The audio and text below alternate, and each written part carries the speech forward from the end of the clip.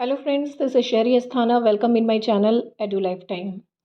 आज हम factories act के चैप्टर 9 को पढ़ेंगे, जिसमें कुछ स्पेशल प्रोविजंस को बताया गया है रिगार्डिंग फैक्ट्री। चैप्टर 9 में सेक्शन 85 से सेक्शन 91A तक प्रोविज़न दिए हुए हैं, जिन्हें हम इस वीडियो में कवर करेंगे। Without delaying more time, let's start the content of video. Section 85 is related to power to apply act to certain premises. इस सेक्शन में कहा गया है कि स्टेट गवर्नमेंट के ऑफिशियल गैजेट में ये डिक्लेयर किया जाता है कि कोई भी ऐसी जगह जहां मैन्युफैक्चरिंग प्रोसेस होता है, चाहे वो पावर के साथ हो या बिना पावर के साथ, ऐसे मैन्युफैक्चरिंग प्रोसेस वाली फैक्ट्री में ये एक्ट अप्लाई होता है। इसके साथ ही नंबर ऑफ वर्कर भी इसमें मायने रखते हैं। अगर manufacturing process with 8 of power है तो एटलीस्ट 10 वर्कर होने चाहिए इस एक्ट की एप्लीकेबिलिटी के लिए, और अगर विदाउट एड ऑफ पावर है तो एटलीस्ट 20 वर्कर होने चाहिए एप्लीकेबिलिटी के लिए। साथ में ये भी ध्यान देना होगा कि नंबर ऑफ वर्कर्स में ऑक्यूपायर के सारे फैमिली मेम्बर्स ना हो, नहीं तो ये एक्ट एप्लीकेबल नहीं होगा। नाउ सेक्शन 86 जिसमें प्रोविज़न है power to exempt public institution. अब इस सेक्शन में एग्जेम्पशन दी हुई है उन पब्लिक इंस्टीट्यूशन को जो किसी प्रॉफिट अर्निंग के लिए काम नहीं कर रहे हैं, बल्कि पब्लिक वेलफेयर के लिए काम करते हैं, जहां प्रॉफिट या तो ना के बराबर है या फिर बिल्कुल मिनिमल हो। इन सच केस वहाँ कितने भी लोग काम करते हो, इस एक्ट के नियम वहाँ लागू नहीं होंगे। परंतु there is no exemption in daily working hour, weekly working hour, holidays in institution, जब तक कि वो इंस्टीट्यूशन सब प्रोविज़न के रिगार्डिंग अपनी कोई बेटर स्कीम स्टेट गवर्नमेंट को सबमिट ना कर दे, तब तक कोई भी एग्जम्पशंस इन सारे प्रोविजंस पे नहीं होगा। यानी एग्जम्पशन कहाँ दी गई हुई है? नंबर ऑफ वर्कर्स पे दी हुई है, पर जो आपके क्या कहते हैं, वर्किंग आवर हो गए, हॉलीडेज हो गए, और भी बहुत सारे प्रोविजंस हैं जिनमें एग्जम्पशंस नहीं दी हुई हैं। अगर स्टेट गवर्नमेंट को लगता है कि health, safety, welfare, working hour etcetera से रिलेटेड इंस्टीट्यूशन की बनाई गई खुद की स्कीम एक्ट के प्रोविज़न से ज़्यादा बेटर है और वर्कर के फेवरेबल में है, तब तक एक्ट के कुछ प्रोविज़न लागू होंगे। नाउ सेक्शन 87 है डेंजरस ऑपरेशन। इसमें कहते हैं कि अगर कोई फैक्ट्री में मैन्युफैक्चरिंग प्रोसेस इस तरह का है कि वर्कर को बॉडीली इंजरी का खतरा बहुत है या कोई भयानक बीमारी हो सकती है, मीन्स आप कह सकते हैं कि जिन फैक्ट्री में हजार्डियस प्रोसेस होता है, वहाँ पर स्टेट गवर्नमेंट के द्वारा ये रेगुलेशन है कि ऑक्यूपायर को टाइम टू टाइम सभी वर्कर्स का मेडिकल एग्जामिनेशन कराना चाहिए, और इस मेडिकल एग्जामिनेशन का सारा खर्चा ऑक्यूपायर पे करेगा, और इसके साथ ही ऑक्यूपायर वर्कर्स को एडिशनल वेलफेयर और सैनिटरी फैसिलिटीज़ प्रोवाइड करेगा। नाउ सेक्शन 88, जिसमें नोटिस ऑफ सर्टेन एक्सीडेंट्स के रिगार्डिंग प्रोविज़न दिया गया हुआ है।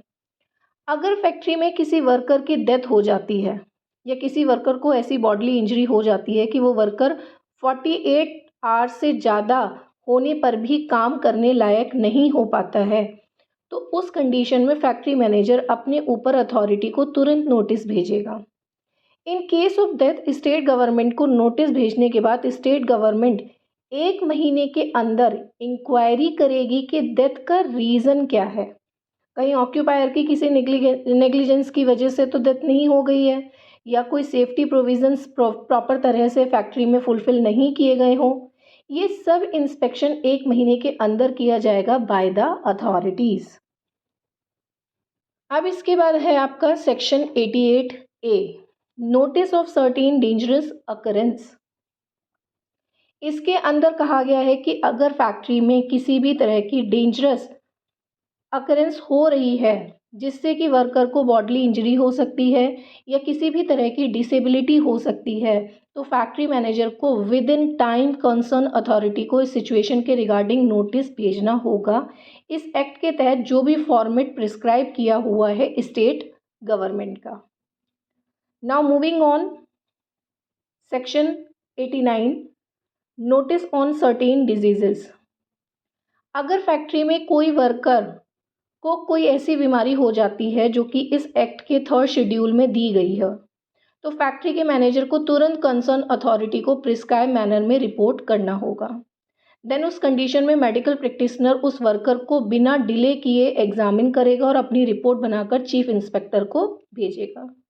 इस रिपोर्ट में कुछ मेन पॉइंट देने जरूरी होंगे, जैसे पेशेंट का नाम और फुल पोस्टल एड्रेस, पेशेंट किस बीमारी से सफ़र कर रहा है और पेशेंट जिस फैक्ट्री में करंट काम कर रहा है या उसकी लास्ट फैक्ट्री जिसमें उसने काम किया है उस फैक्ट्री का नाम और उसका एड्रेस। इसके बाद अगर मेडिकल प्रैक्टिशनर इस प्रोविज़न को फुलफिल करने में फेल हो जाता है within a time limit, then he will be punishable with fine up to 1000 rupees. फिर नेक्स्ट सेक्शन है 90, section 90, power to direct inquiry into cases of accident और डिजीजेस। सो इस सेक्शन के तहत सारी पावर स्टेट गवर्नमेंट के हाथ में होती है।